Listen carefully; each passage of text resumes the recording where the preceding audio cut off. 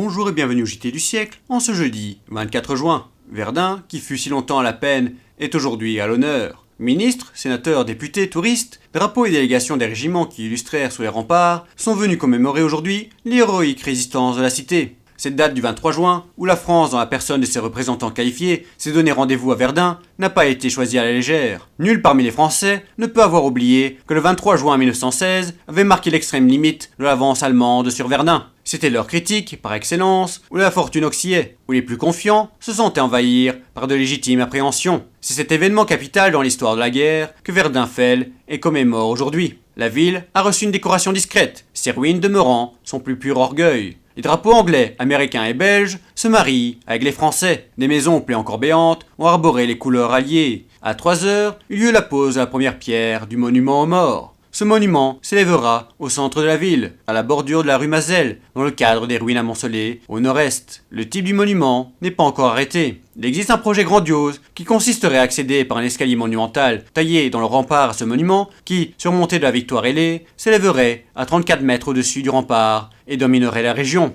Monsieur André Lefebvre, ministre de la Guerre, prononce un discours où il salue la ténacité et la bravoure française qui portèrent un coup mortel à la méthode, à la science, au courage allemand. Car nous n'avons pas à rabaisser l'adversaire, et nous reconnaissons qu'on fit preuve, de part et d'autre, d'un égal mépris de la mort à un choc de titans.